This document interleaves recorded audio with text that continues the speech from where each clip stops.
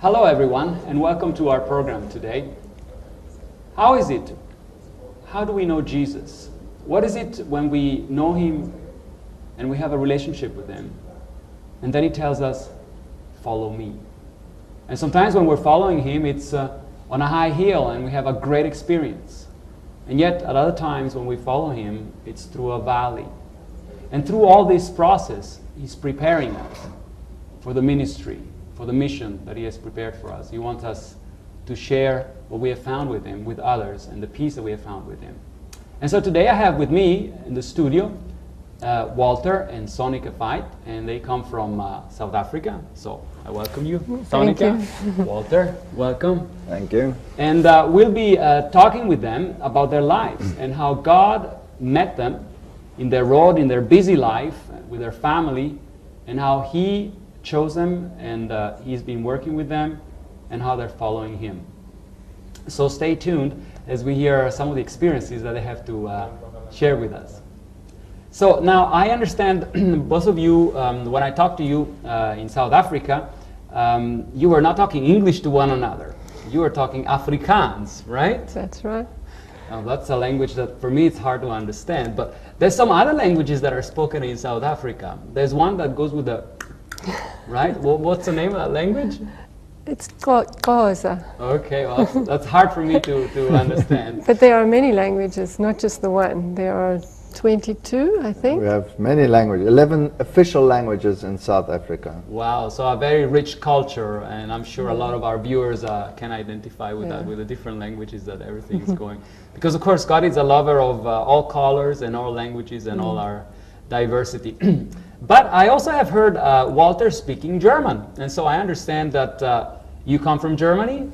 No, I was born in South Africa. Okay. Yes, I still have a label which says made in South Africa. Okay. My father emigrated to South Africa. Okay. And he was trying to keep them afloat in the heavy inflation period in Germany. Okay. And he met my mother in South Africa. Oh.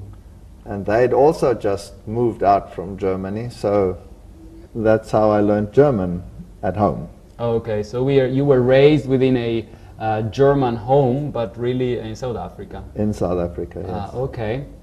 Now, I understand that you were telling that your father and your mother, although having that same German culture, they actually had a different religious background. Yes, my father was Roman Catholic. Okay. And in fact, before he came to South Africa, he was strongly considering going into the priesthood. Okay. And so he was a very staunch Roman Catholic. Oh, wow. And whereas your mother shared a different faith experience, is that right? She was a Protestant. She was a Lutheran. Okay. And when they married, they decided that they would not make religion an issue. Okay. And he was actually the first one that took part in a double marriage. Oh, wow. Yeah, my mother was one of twins. Okay. And so she desperately wanted to be married when her twin sister was also married on the same day, but they were all Lutheran. Okay. And so my father and my mother had the ceremony in the cathedral in Cape Town. Okay. And then straight afterwards went to the German Lutheran church. Wow. And had the double wedding. And I think he picked up some problems with the church because, oh my. Yeah, that was before Vatican II, so if you didn't belong to the Catholic Church, then you were lost. So this was a major problem for him.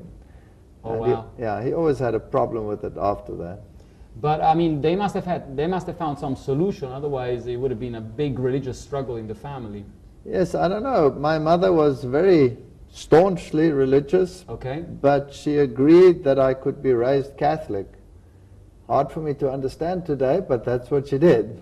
Okay, so then you were raised Catholic, and that means you were going to Catholic schools, is that what it is? No, I went actually to the German school. Okay. And there's a big German school in Cape Town. Okay. And they're Lutheran, largely Lutheran. Okay. But they had a separate religious instruction period for Catholic kids. Okay. And I understand that as you were going through the school, your mother eventually, when you were a little older, she started having some health issues. Yes, she got very ill when I was 8 years old. She got cancer. Oh, wow. They said they would give her about 3 to 4 months to live, but she stretched it to 4 years of Wow. tremendous suffering. Yes. So she was suffering very much. And I assume, I mean, every time there is, such a serious illness in a family, that creates a lot of tensions within the family. And maybe she couldn't give you the attention anymore. And so what happened with yourself? How did you feel as you were going through that experience? Oh, I was used to the fact that my mother was very sick. Okay. And the last year she was basically in bed. She was bedridden. She had so many operations, and the techniques weren't so good in those days. So when they did radiation, they burnt her. Oh, wow. She was burnt black, and they did operations with her. They removed large portions of her intestine when she got colon cancer. Wow. So she had a colostomy, she had breast cancer. Later on it became neural cancer, and then she got brain cancer, and then eventually she died. But she really suffered. So there was a real devastating sickness. And I understand, of course, as a child, one brings all these experiences, with himself, in school, and there were some conflicts that were happening at school, I understand, because of some of the issues that you were going through at home. Yes, I mean, everybody knew that my mother was basically on her deathbed, and the Roman Catholic nun that gave me religious instructions, she was, how shall I put this, very zealous for her faith. Okay. And believed, of course, that anyone that wasn't Catholic was going to be lost. Mm-hmm. And maybe out of concern for my mother, she was interested in getting her to be a Roman Catholic. Mm-hmm. And so she would make every point that she could to try and convince everyone to get her to become a Catholic. Okay, and so although her intention might have been really positive in trying to do something good for your mom, that didn't get very well with you, though. You didn't understand that point. No, I didn't understand that she said that my mother was going to go to hell. Oh, wow. And, if you're a little boy of between 8 and 12, that's all you have. That's your mother. And if you think she's going to be dead when you come home, and then you're still being told that she's going to go to hell, that freaks you out. At one stage, she gave me water from Lourdes. Oh, wow. And told me that I had to sprinkle it on my mother and say a prayer for her. But I didn't know how to do this, so I snuck this little bottle in there into a sick room and talked to her and made as if I accidentally threw it upon her. And of course, nothing happened. She didn't get any better. And eventually I started resenting the fact that God would put her into hell, because she was a very kind lady. And so I got angry. And so, as you were going through this struggle, I mean, some people, as they go through the same struggle, they almost go criminal, because of this anger and this bitterness that one can have. And there was all this religious struggle with people that might have all been well-meaning, really. And then your mother eventually finds rest in the Lord. She doesn't give up her faith. No. She goes sleeping with the Lord. And what happens with you next? Well, that was when I was 12 years old, and things basically went from bad to worse. My father eventually remarried, Okay. but it was a fairy tale stepmother experience. I mean, here was this rebellious kid. Yes, of course. Who didn't like school or hated school. I loved science. Okay. I mean, even as a kid, long before, you got any instruction in this field, I was reading everything about astronomy and about science in general. Oh, wow. And I was not like a normal kid, that reads normal stories. My bookshelf was full of Fred Hoyle and astronomy and big, heavy books that I used to take out of the library. And I built things, and I made biological experiments, and I think I was 9 years old when I built my first telescope. Oh, wow. Took plans out of the library, made replicas, tried and built a telescope, look at the stars. I was weird. I was a weird kid. And but I hated the school setup. the teachers and that setup, I couldn't stand it at all. Okay. And then when my father married my stepmother, she was not too keen with me. Well, it was being very in the difficult, house. I guess. Okay. Yeah, so they decided, well, then I would have to go to boarding school. Oh my! So that's an extra trauma for you, really. Yeah, so I was out of the house, off to boarding school, and that was even worse because the boarding school and the teachers, they were all one and the same, you know. So now I was 24 hours under their thumb. Yes. So I would run away from school. I'd go and run into the mountain Oh my! and go and live in the forest. Oh my! Okay. And the teachers would come and look for me, and I'd climb up into the pine trees and take the pine cones and throw them with it. I was a monster. Oh wow! So what happened? I mean, the Lord was obviously at some stage having mercy on you, and so how did you get out of that? Well, eventually they decided, you know, that this is not working and I must get out of school. Oh wow! And by that time I was in, what is that now, 10th grade? Okay. Or going to 10th grade. I was probably in 9th grade. Highly rebellious. How I even got through all of those schools, I don't know. Wow. I did very well in the biological subjects, but every teacher that was mean to me, that's it. I never even opened their books. I couldn't care what they were teaching. I didn't even listen. Oh wow! And then eventually they decided, now I must leave school. But by that time I was so rebellious that whatever they said, I did the opposite. Oh wow! Yeah, and I had an uncle. He was a headmaster, so I Okay. went and asked him whether I could come to his school. Okay. And he wasn't too keen, but he arranged with another school for me, Okay. a very good school, and in Cape Town. So then I switched schools. And it wasn't long, I got into trouble there as well, Oh my! because it was a very good school, an English school. So very proper. Yes, Okay. and there were a lot of Jewish children there. Okay. And I was German. Oh, okay. So that didn't. No, and at Very that well. time there was still this, you know, this Animosity. anti-Jewish, anti-German animosity. Yes. And I didn't look for trouble. Actually, I never look for trouble first, but if trouble comes to me, I try to pay it back with interest. You know how you Okay. is? And I Yes. didn't know As a about kid. turning the other cheek. And there was a little Jewish crowd there that kept bullying me. Oh wow! And so when I was standing in the queues, they would come and ram me with a shoulder and call me a Hitler buddy and, you know, all of those things. And so one day I was just in the school for a short while, and this fellow did it again to me, and so I modified him. Oh wow! Okay. I changed his appearance. Oh wow! Okay. So I thought, well, okay, now I'm out of this school as well. And what happened was, it was a very interesting story. The headmaster called us both in, and this poor kid's nose was bleeding, his nose was broken. I mean, I really modified him. And then the headmaster, you know, he said, we can't have this. You can't act like this in our school, and if this happens, etc., etc. But then he was fair. This is the first time that I actually experienced a teacher that was fair. Okay. And he wanted to know what the background was, and he found out what the background was. And so in the end he had more sympathy with me than with the other one. And so he said to him, all right, he should really punish the other one, but he's been punished enough, he can leave. And then this headmaster said to me, he made like this.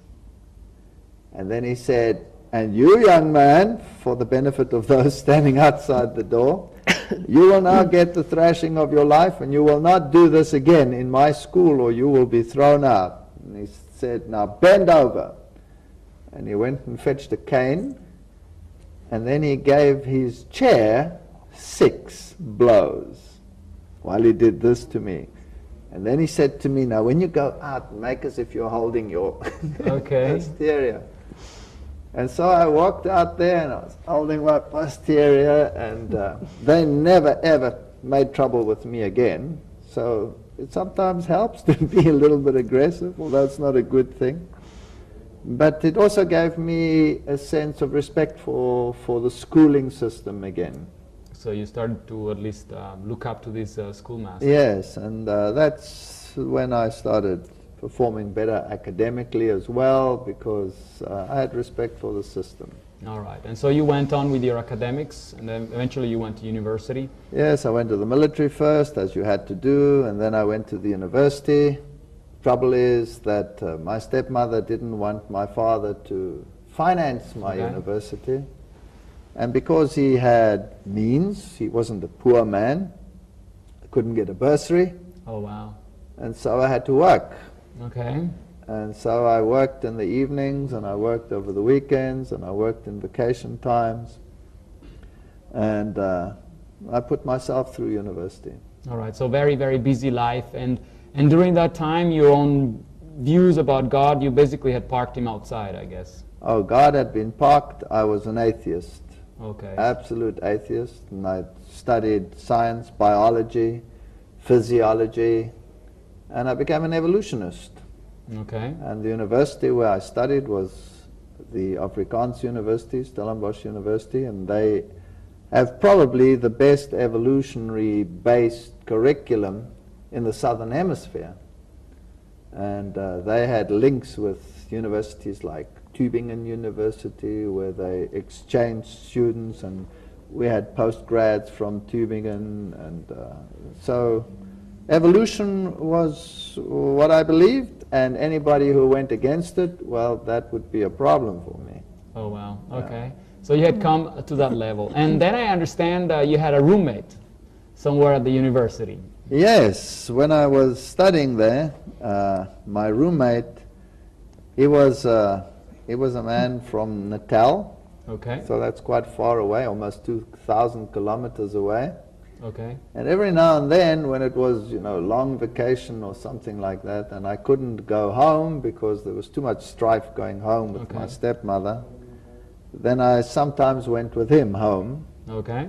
And his sister, here she is, she was somewhat nicer than him. Okay, fair enough. So eventually I married her so that I could have a better roommate. Oh, I'm sure you do, I'm sure you do. And so then you started meeting Sonica's family, and Sonica comes into the picture. So you saw him, what did you think at first? He was very strange. Oh my, okay. he wore this these really stovepipe jeans and T-shirts with holes in them, and he had hair right down to his shoulders. He was a real rebel. Oh my! You could see it, but he was actually always making fun of somebody. Oh wow! So always making a joke, and that was quite fun. Okay.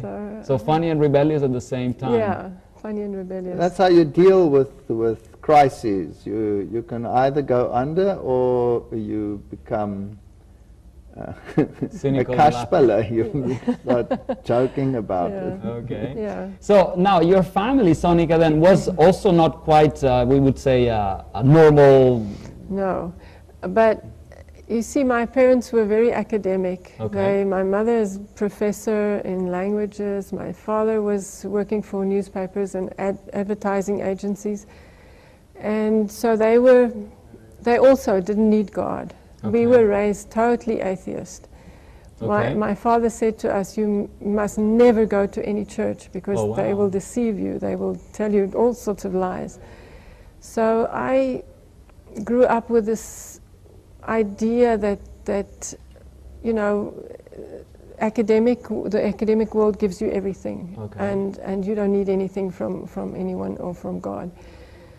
But at the same time, I was experiencing, we had all these strange things in the house. I mean, there were strange things happening? Yeah, but it was part of our life. I was used to it. We would sit in a chair like this and... But you must first explain why. Your father was deeply involved in occultism. Yeah, my father, when he was a young man, they asked him to go and do a story on poltergeist, on ghosts and things somewhere in South Africa. And he went and he thought it was a big joke, but he started to realize there's something more than what you know, we thought it was scientifically, you know, you could prove it scientifically, but he couldn't understand what was going on, why were these things happening. And he'd go with his cameraman and they'd see all these strange things, shoes walking down the passage without people and things like that. And then he started going to seances, and I think he attended many hundreds of seances. So he was, basically your father is a non-believer in anything and started approaching these things, and he started seeing that, ooh, there are things happening. There are things happening that you cannot explain, it's supernatural, and he started to get hooked on it. And but he was still skeptical, so he went to seances and he thought, okay, there must be some mics and some speakers somewhere. It's not an entity that is actually, it's fake.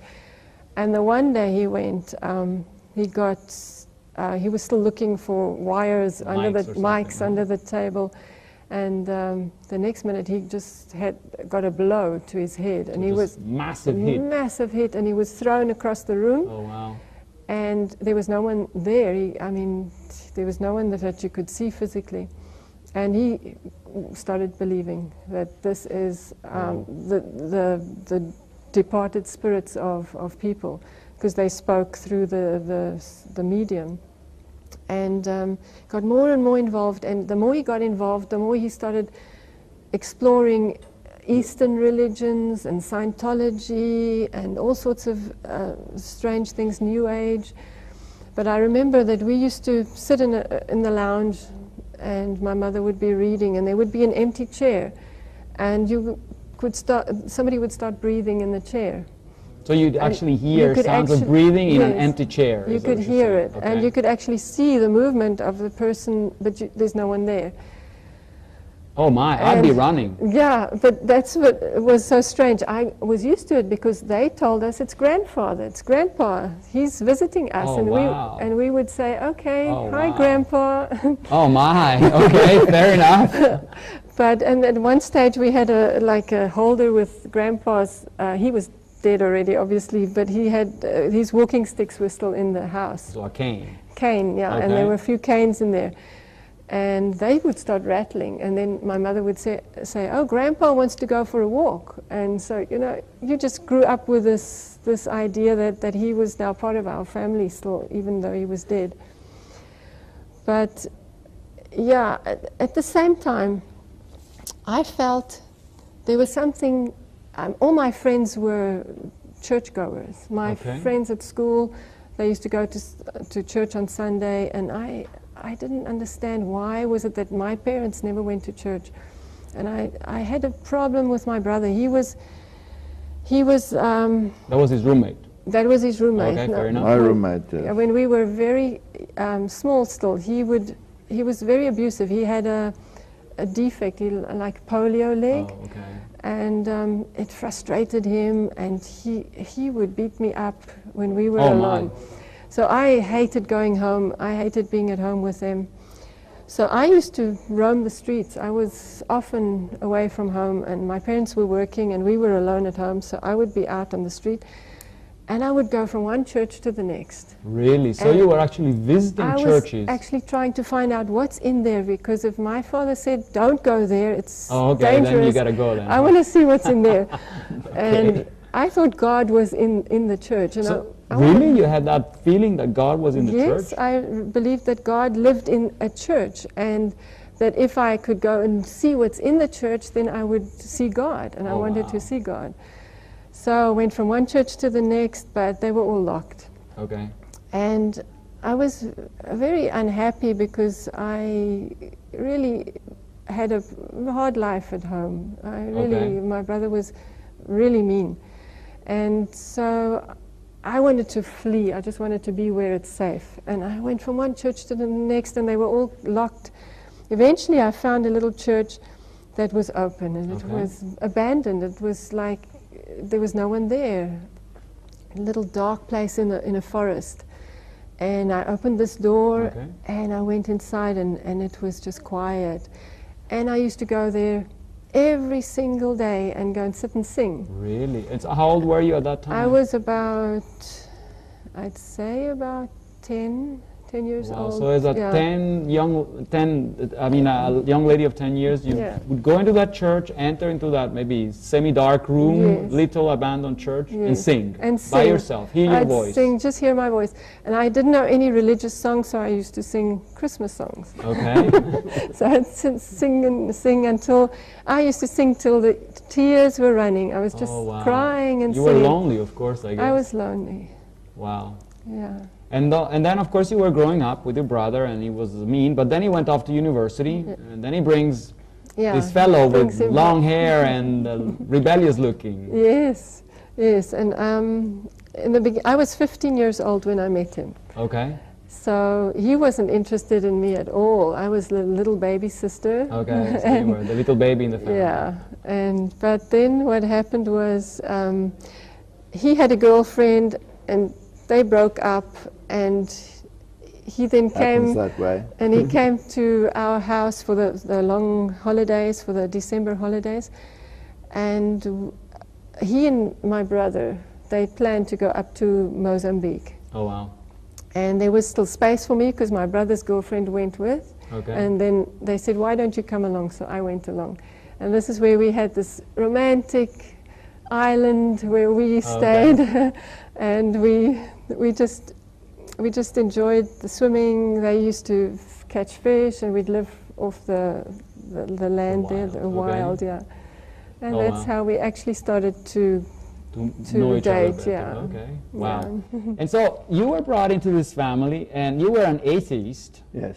But there were lots of spiritual or spiritistic things happening there. What was going through your mind then, Walter, as all of this was happening? You see, if you are in the esoteric world, then you don't believe in God, but yet you accept the spirit realm.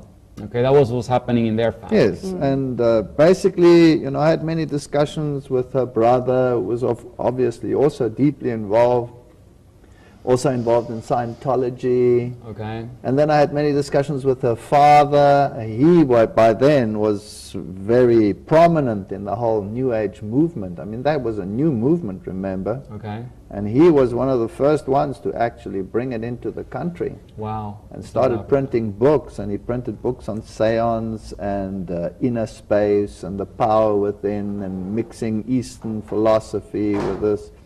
And as a scientist, you say, well, you know, there are many things I cannot explain. Okay. You can talk about whatever. You can talk about magnetism or gravity.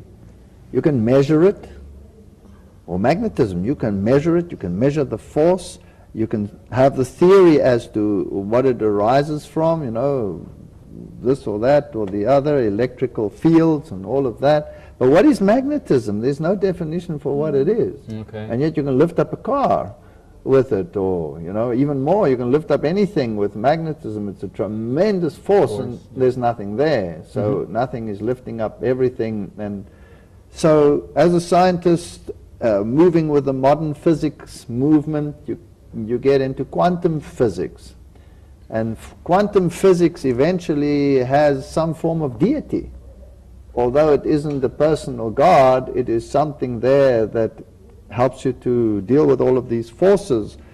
And the projections of your energy cannot be destroyed when you die. Well, maybe, you know, eventually you get involved in this sort of thing, and it makes sense, and you can see it happening, so there must be something there. Okay, so you were at least being faced with a lot of this happening, and so you were trying to frame them within your own scientific understanding of the world. And so I started reading everything about the occult world as well. Oh, wow. My father-in-law actually gave me some training sessions on how to do an out-of-body experience. Oh my, okay. Yeah, you have to actually go on a special diet. Oh my. They are largely vegetarian at that stage. And for me, that was impossible. I was carnivore all the way through. But I would practice out-of-body experiences. Oh wow. Actually could do them, which is rather scary. Spooky to me, at least. I wouldn't advise any of our viewers to go this path. Okay, that's not what we're advertising at all. No. Okay, but anyways, at that time, then of course your relationship was progressing, and eventually you got more into teaching at the university. And then when is it that you got married exactly? I was also studying at that time at Stellenbosch University, and so same university as same Walter, university, and it was in my second year that we decided to get married, and it was in 1974. Oh wow, that's nice. So there you are. You build a happy family, and of course then you have children eventually. No. Get before that. Okay, fair enough. When we'd just been married, and I got a position at the University of Natal. Okay. So that's more where her parents lived. Okay, so it's like really far away than the University of Stellenbosch where so Sonica was studying. She actually interrupted her studies. Oh wow. And we went to that university to start my lecturing academic career. Okay. And we moved into a home there, and her father, was very close by, and we had this liaison.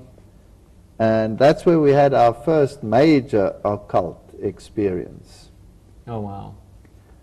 What also happened is that some of the people that we were involved with came and were active in Ouija boards and all kinds of spirit consultations, and things started just going crazy in that house. Oh wow. And at night we would have experiences that I wouldn't wish upon anyone.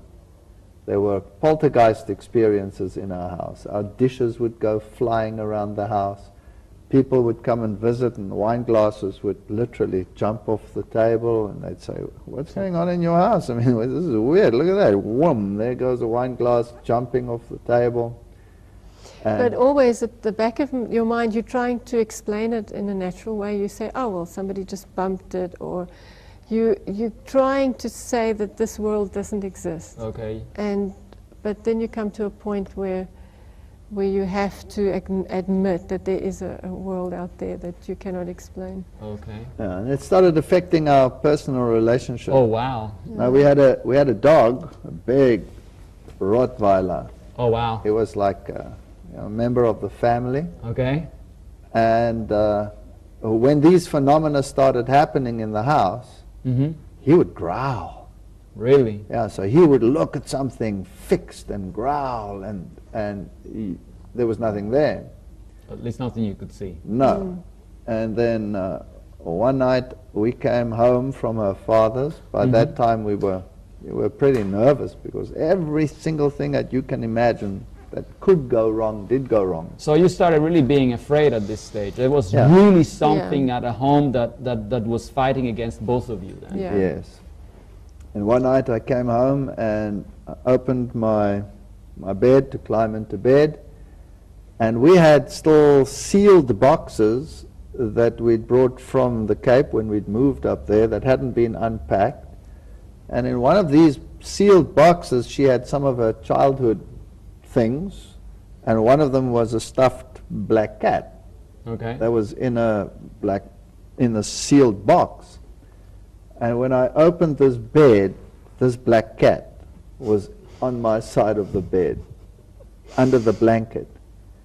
And he had a nervous breakdown. That freaked me out. That So that was totally just, freaked me the out. scientist is over everything. That's it. We took that box down. Now this can only be a thief or somebody that came and ripped everything apart, and, and stole things and put it there and what have you. And we took these boxes down, and the box was sealed. There was nothing. There was how that cat got out of that box onto my bed. That just blew me away.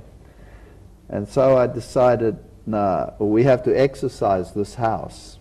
Okay, so no more quantum physics. Now you go back to your Catholic roots. Now my Catholic background starts working. Okay. So anyway, first you don't want to have anything to do with the Catholic Church, right? Okay. Because you've written that off. So her father came.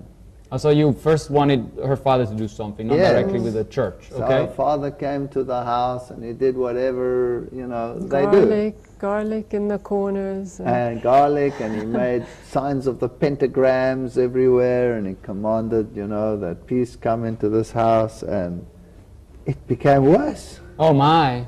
It became worse. We lost everything, all our dishes, and smashed all over the place. The car got smashed My twice. car, I pull into the garage, I'm in the garage, I'm switched off, and the whole car moves and smashes against the wall. Oh wow! So there was a real tormenting. Woof, it was really scary. And yet, for our viewers, hang on, because the Lord Jesus had a full victory in their life. So that's not the whole story, okay? No, this is just the beginning.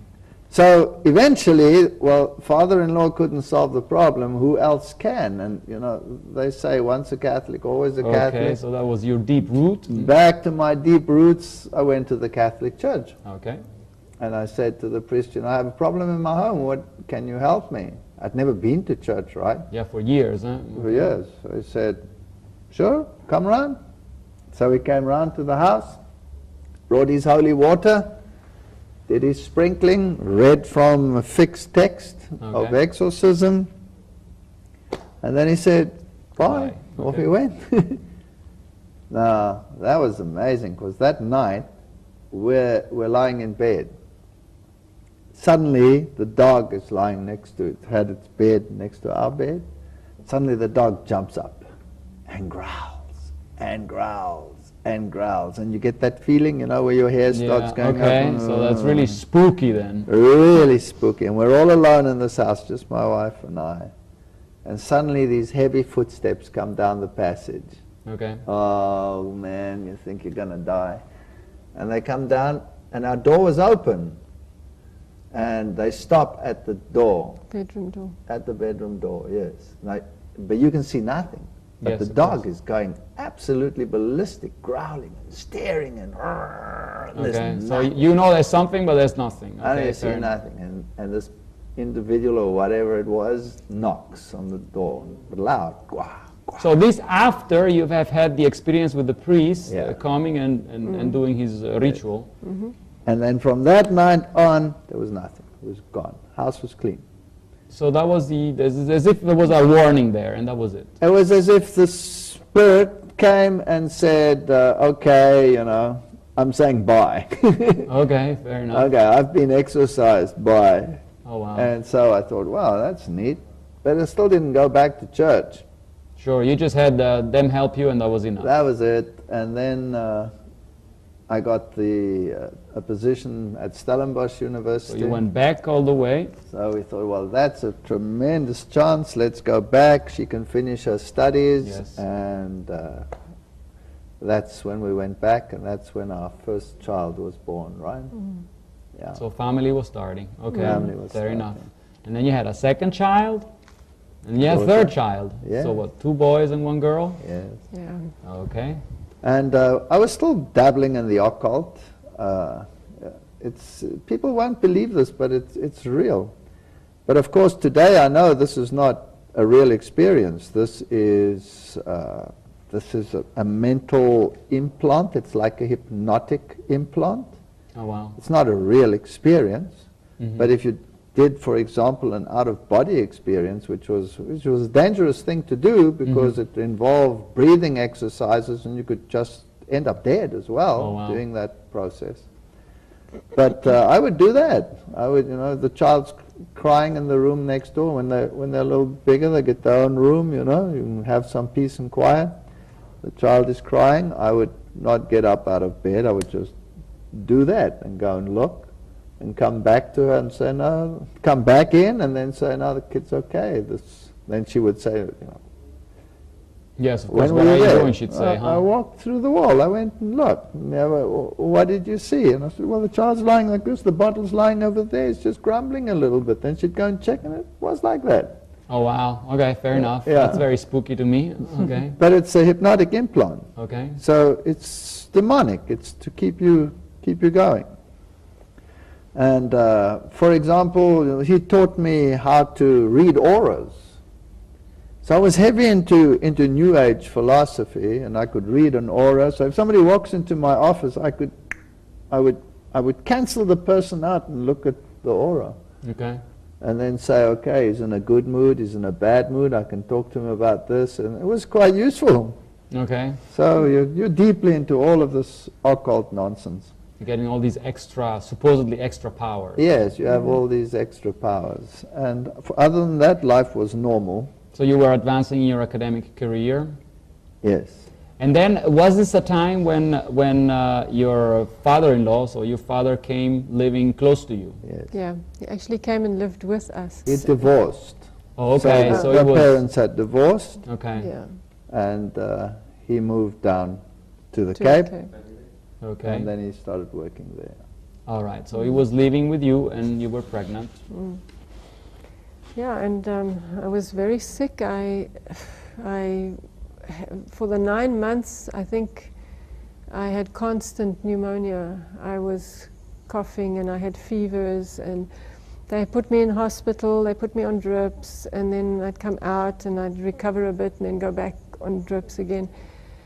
When that child was born, he had this terrible frown on his face because of this constant antibiotics and constant coughing, and his life, well, you could see his life was a misery in the womb already. Oh, wow. Yeah, it was really hard. So you're having these massive health problems during the pregnancy, and then, of course, when he was born, he looked like he had really suffered a lot. He suffered a lot. And there was something strange about this child. Yeah, he was very insecure, and he was fighting you all the way. You couldn't feed him without tying him, you know, sort of putting blankets around him. Otherwise, he would just push you and scratch and carry on.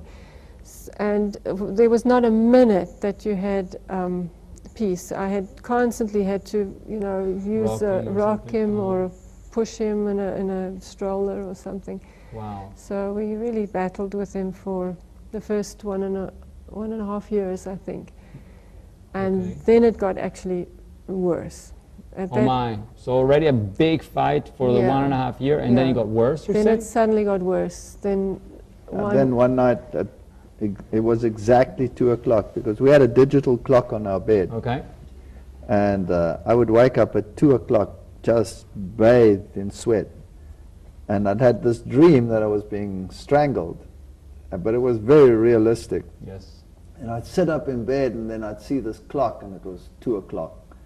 And then a few seconds later, he would scream in the next room like he was being murdered. And the two of us would jump up out of bed and pick him up, and he would go into convulsions. Oh wow. High so it was fever. a very, very, very traumatic. It was very traumatic, and he got such high fevers, and he would then get fever cramps, and then he'd just go limp. Wow. And so it was very traumatic, and you know, we used to phone the doctor. The doctor said, rush into hospital, I'll meet you there.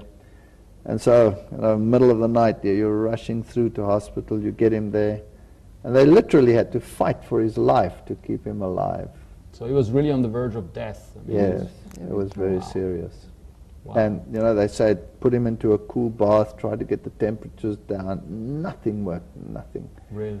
And then they'd put him into the hospital, into a cooling tent. They put a tent over the cot, and they blow cool air into it to try and get his temperature down, and put him on a drip, and then he'd recover. He'd recover, he'd go home, be fine for a while. Then at 2 o'clock I'd have the same dream. So this was actually recurring. Repetitive. Bam, at exactly the same time, 2 o'clock. Same dream, same thing. Same result. And I mean, once or twice when we got him to the hospital, you know, they already told us, you know, I think you're too late this time. And really? It was very traumatic. But it pulled through every time. Wow. And so what were you thinking then as a scientist in your head? Because, I mean, this obviously doesn't click, right? Well, it wouldn't click to me. Exactly. So, you know, if it happens once or twice, you'll say that this is chance. And I was phobic about 2 o'clock in the morning. Yeah, I can imagine. I was scared, shirtless, yes. 2 o'clock in the morning. And we would take turns sitting in the hospital yes. through the night. And it was very hard on us because I have to teach at the university, and sometimes I sit half the night there, and I would work. So I would take my work to the hospital and sit next to the child, and then if it's her turn, she'll take my place. And one night I was sitting there, and I was marking scripts, medical student scripts. Okay, so papers and, okay. And I was marking them, and I'm always watching the clock, and I'm watching 2 o'clock, you know, and I get apprehensive, and then 2 o'clock. Suddenly this child screams like you cannot believe, spot on 2 o'clock. And he immediately goes into convulsions there in his bed. And I rush and I fetch the nurse, and they fetch him and they hold him, and the nurse is shaking so that the baby, huh? Yes, the drip that he had into the arms, they couldn't find the veins later anymore. He was there so often, so they had it that night. Was in his head, in this vein. So no room on his arms because they were all blue because of that, and so they had to put it in his head. Put it in his head, yeah, and it was stuck there with plaster, of course. Okay. But he's moving so in my arms, and I'm trying to keep him calm, that this thing tore out. Now, there's nothing that bleeds like a head wound. Of course. And so this blood was squirting all over, and the child was in this state, and I just cracked. That's it. That's it. You went berserk. I went, yeah, a little bit crazy. Anyway, they got the child back, calmed down, got the drips back in, found another vein, closed that one up, and then I sat there, and she was going to come and relieve me at 6 o'clock in the morning. Wow. Okay. Because I had lectures. Yes. And when she came at 6 o'clock, I'd been thinking, and I'd remembered that Catholic priest had solved the problem. In the other home. In the other home. Now, this is years later. Okay. Years later. 5 years later? Maybe more. I don't know. I can't remember. No, more than 5 years later. Yes, much more. And I thought to myself, I'm going to the Catholic Church, because this is a cult. This has got nothing to do with natural causes, because, you know, the 2 o'clock issue. So off I went to the Catholic Church, and I was there early in the morning. She relieved me at 6, so I was there at 6:30. Wow, okay. I was there. And the Catholic priest was actually awake. Okay. He was sitting in his office, and I walked in there, and you know, he was actually German. I'd never been to that church, but he was, you know, he was slightly aloof. Okay. And so I didn't know how to approach him, so I just said to him, you know, I have a problem in my home, and could you help? I was wondering whether you could perhaps help, because the church has helped me before. I am a Catholic, I'm not practicing, I know I should be better, but, you know, I have a problem. So he asked me, are things happening in your house? Is it a strange thing, sort of thing? And I said, yes. And he said, no, that's not my field. So he immediately refused? Yeah, immediately refused. He says, I don't touch that, but give me your number and give me your name, and I'll get in contact with a specialist and we'll come back to you. So somebody, a specialist within the Catholic Church, would then address your problem. That's right. And so I went home and got showered and whatever, and I was pretty upset with him, because I thought, you know, last time the guy just came and the problem was gone. What's his case? You know, why doesn't he do it? But anyway, it was that same afternoon. I think it was the same day. Afternoon, I went back from we lived close to the university, so I always went home for lunch. So I went home for lunch, and I was just sitting down, and the phone rang. And it's a man, and he says that he's the chief exorcist of the Catholic Church, of the cathedral, and he happens to be at a monastery nearby, and whether I would like to come and see him. Okay. And so I thought, wow, that's nice, thank you. And I said, thank you, I'll be there. And off I went, found out where it was. Now I walk into this place, I'm alone, my wife didn't go with me, because after all, I'm the Catholic. Okay.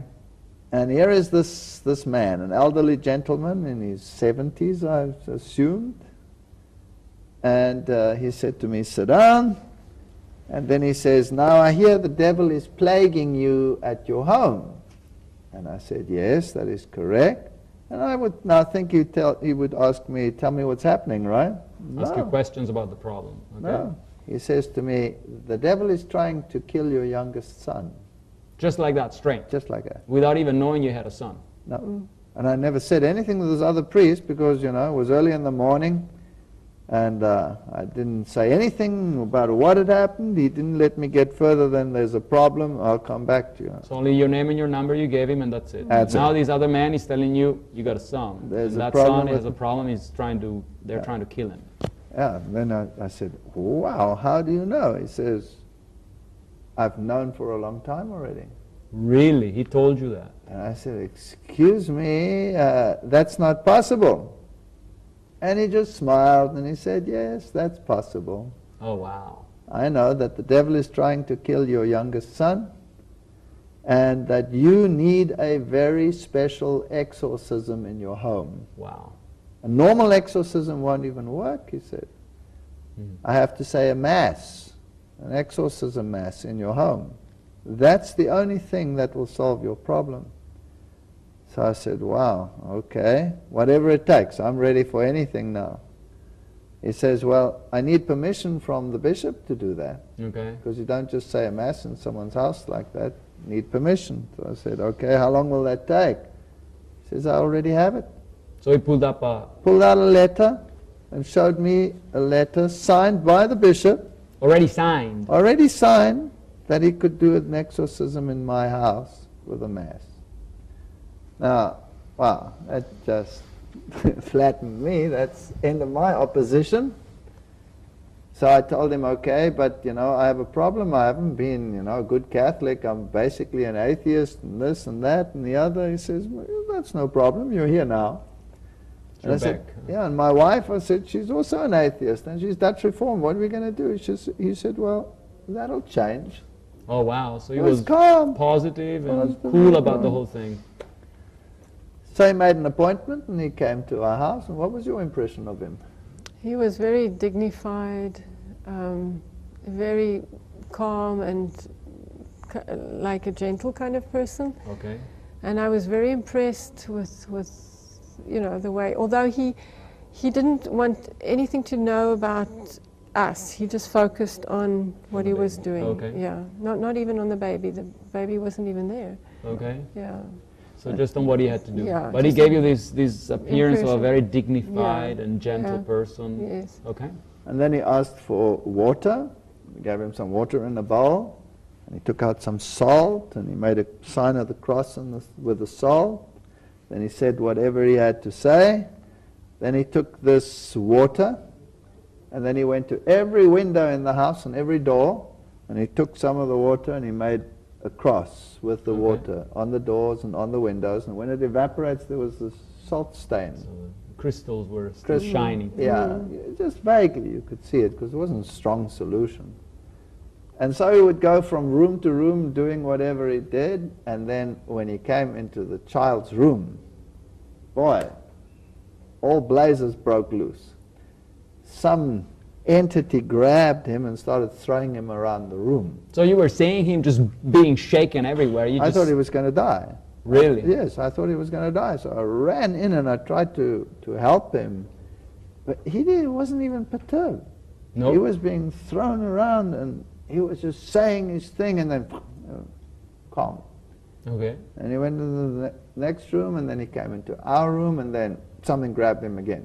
Oh, wow. So in the babies, in the little one's room, and then in your room, he started shaking around. That's right. And then he was finished, and then he said, okay, we have to say the Mass in the child's room, because that's where it was the worst. So he asked for a table, and we brought the table and stuff, put it down.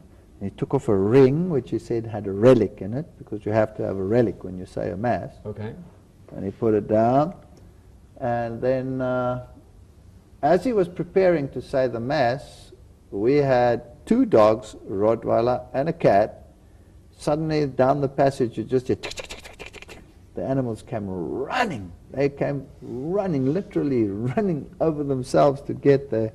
And they came and whoop, sat in a half circle. Really? Just circled him? Yeah. Just like Noah's Ark? It was weird. They all came there, they were staring there. They were just sitting there. They were just sitting there. All of a sudden? All of a sudden, cat, dog, wife, me, dog, there they sat. Oh my.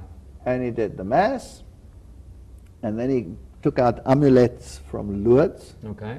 Said, hang these over every child's bed. And he still said, they're not fake, they're the real ones.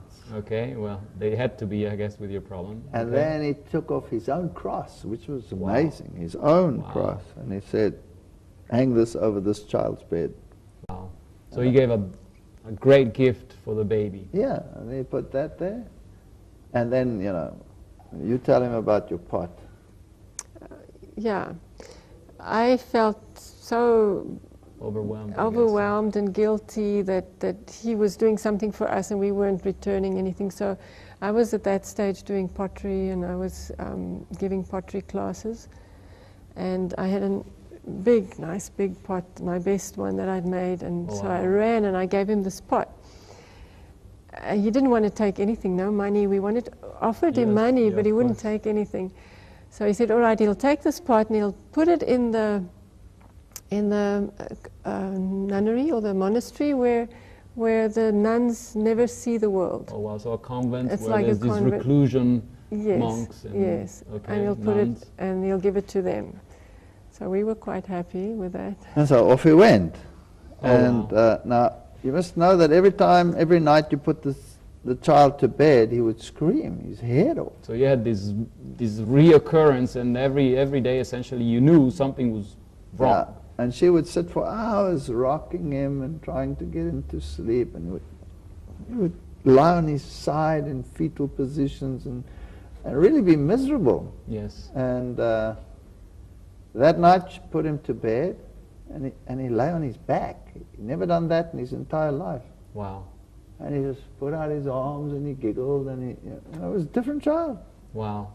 And from that night onwards, every night was like that. Totally different child. So you're waiting for your 2 o'clock, nothing happened. Nothing. Total peace. Problem solved. Twice now. This is actually quite interesting, and I want to know more. I invite you to stay tuned and actually hear what's happening in the next segment and how Jesus leads them into further truth.